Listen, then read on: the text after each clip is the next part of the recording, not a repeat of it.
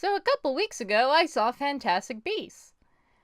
And, this was not what I was planning to review first. As usual. I wanted to do a comic, or a movie I really liked, or something like that, but no. No. But you know what? This stupid movie has been stuck in my head for a week. And apparently people really, really like it, so maybe I'm just a cynic, but this movie seriously gets to me. Also, I don't read the books. So if I start yelling about something that is explained in the books, I don't care. I believe a movie should be able to stand on its own without me having to do preliminary reading.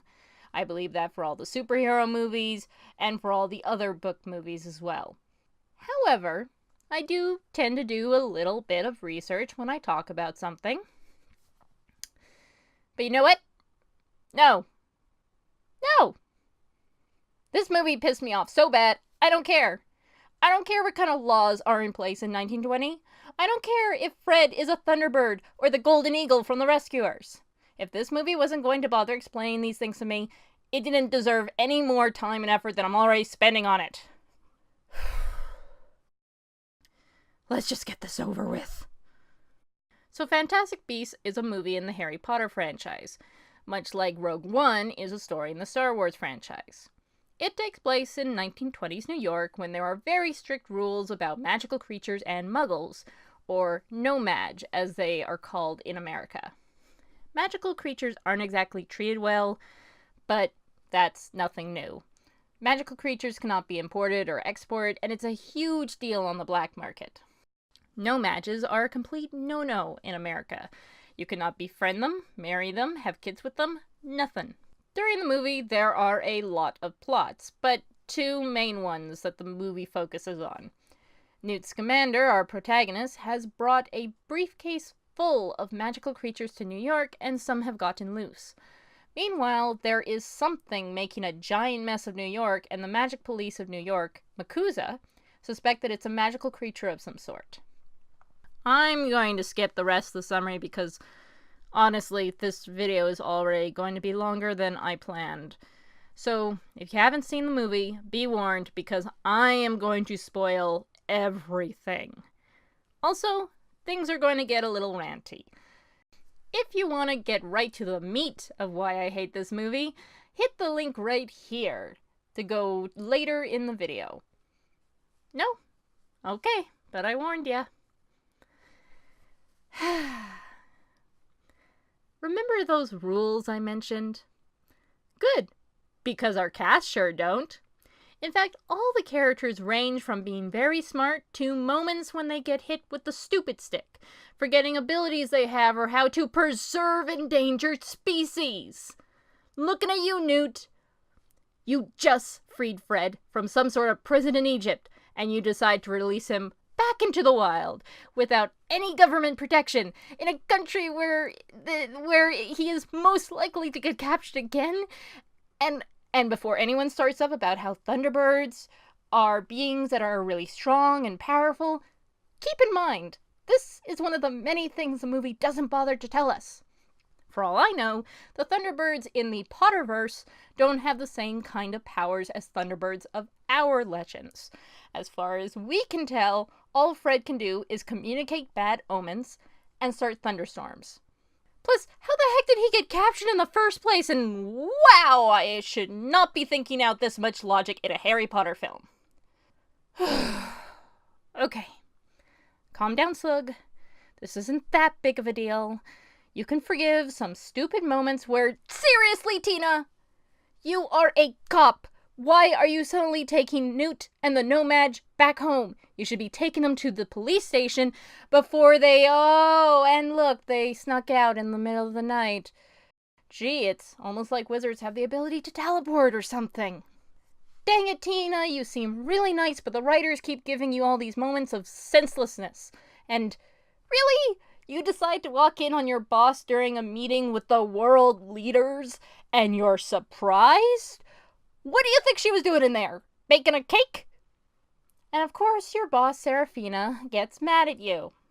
I'd be on her side, Tina, if she wasn't such a horrible boss. Tina tried to tell you about Newt, and you wouldn't even let her finish her sentence. So far, all you've done is talk about how the dark wizard that's on the loose couldn't possibly be in New York. Oh, yeah, that's the other plot. There's a lot of plots in this movie, but one of them is that there is a dark wizard somewhere in the world, and it's suspected he's in America. And Seraphina's like, absolutely not, we have the best security ever. Ha ha ha. And then Newt tells them what is actually causing the problem in New York, and it's actually a wizard with a parasite called an obscural. And no one believes them because they can't possibly exist. Maybe you should show them the obscural in your briefcase. It's not until later that we find out that the obscural you have can't possibly live outside the magic bubble you made, so there is no harm to anyone by showing them. Oh look, it's Percival Graves. The guy who is obviously the bad guy accidentally reveals his evil plan to Newt, so he decides to have them executed. And the executors, who heard everything, doesn't find this suspicious at all. And this isn't a case of the 1920s crooked cop. Everyone and Makusa, except for Tina and her sister, are just a bunch of yes men that follow orders blindly and don't know from nothing. Oh look, the obvious bad guy is revealed to be the Dark Wizard. Hey Seraphina, maybe you should have a mind reader join Makusa. Oh wait, you do! Her name is Queenie, she's Tina's sister, and you have her serving coffee. Is there some reason no one knows she can read minds? Because the movie sure didn't tell me that either. Everyone in this movie is stupid. You're stupid. You're stupid. You're a terrible cop. You're an even worse cop. You did nothing. You were pointless. And you are a sweet, innocent cinnamon roll that is too good for this world and did not deserve the ending you got. Okay. Rant's over. Because it's time to talk about the real reason I hate this movie. Yes, despite everything I just yelled about, there are also many good things in this movie. The fantastic creatures are in fact pretty fantastic, even if they sadly are only in the movie for a short time. We get to see this little niffler that literally absorbs money and jewels, this cute little plant guy called a bowtruckle, a giant, erframent?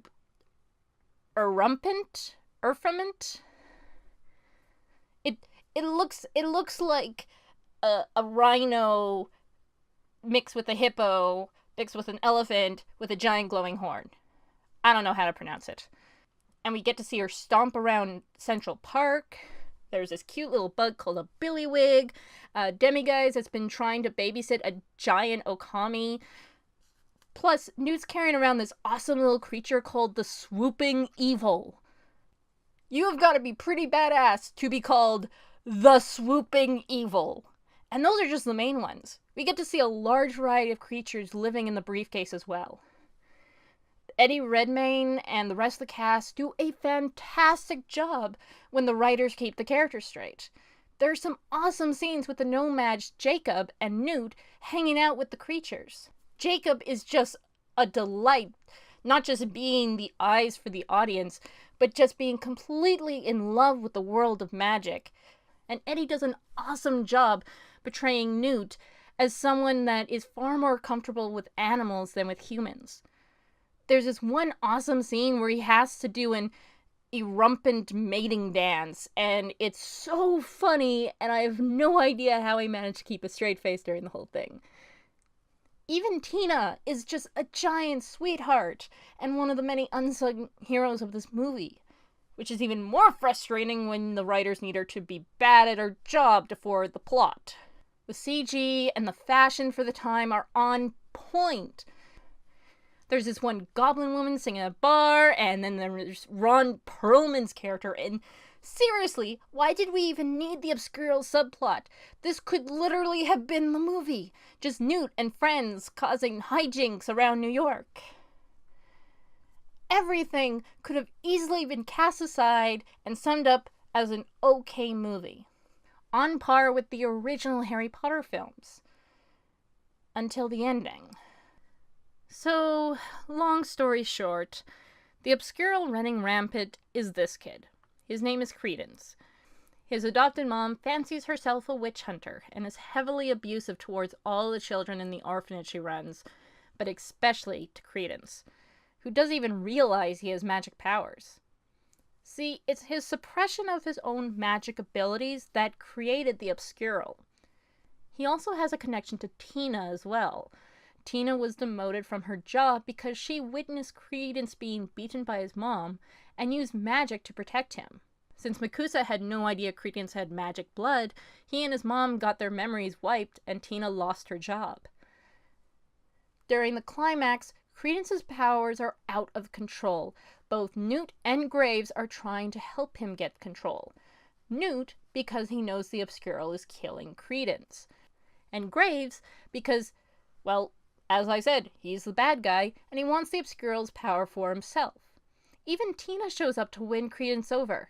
The whole thing goes so out of control that all of New York is watching the destruction unfold as Makusa charges in to save the day.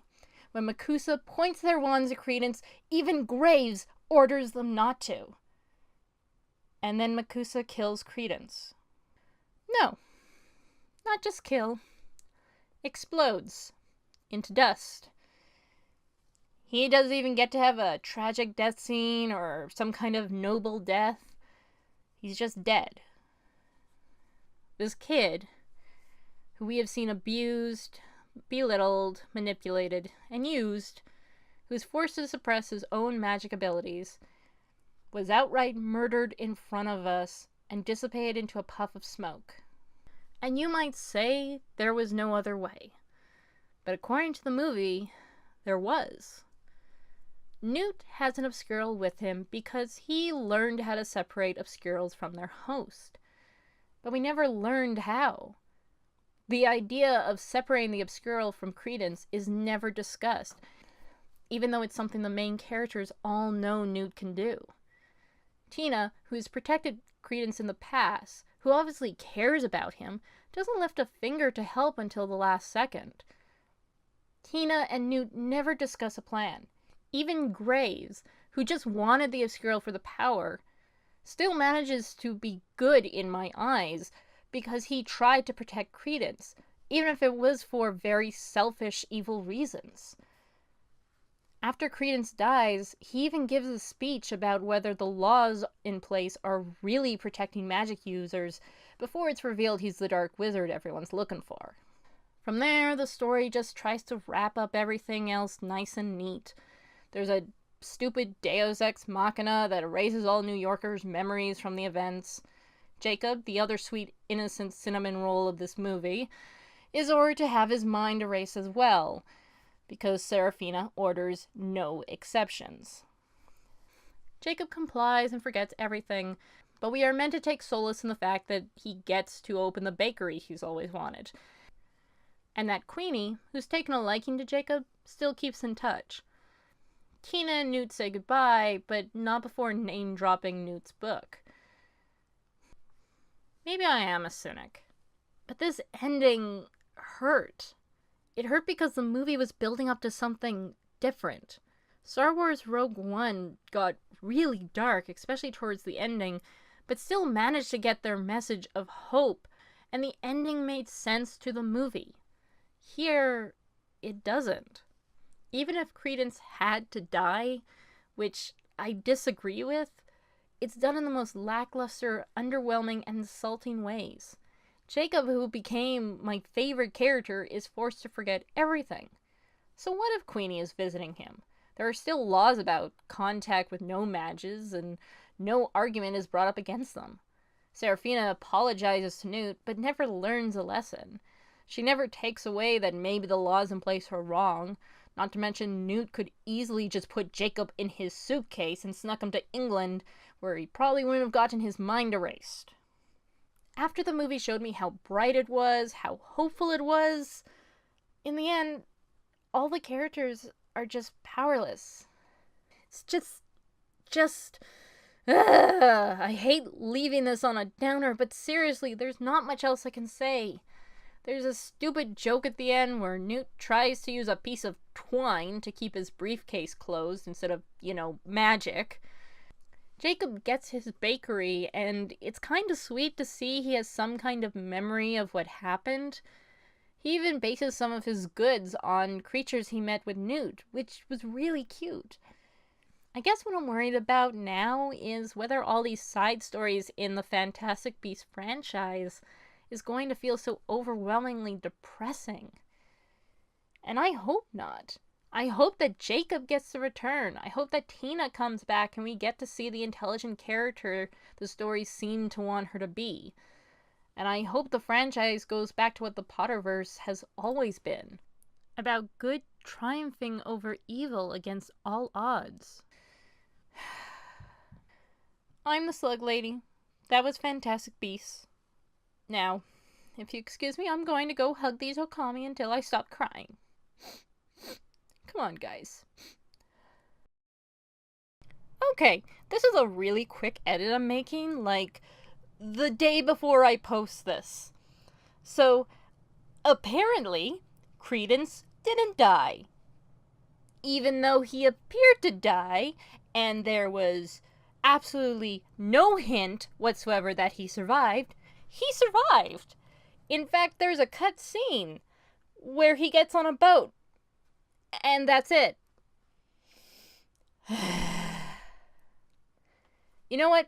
I still retain my original opinions about this movie. This does not change my opinions because that scene was not put into the movie. And so the very downer feeling of the entire ending is still there. Again, this is one of those issues where the movie doesn't bother to tell us important information that would change our view on the entire film. Ugh. This movie sucks so much at payoffs. So much!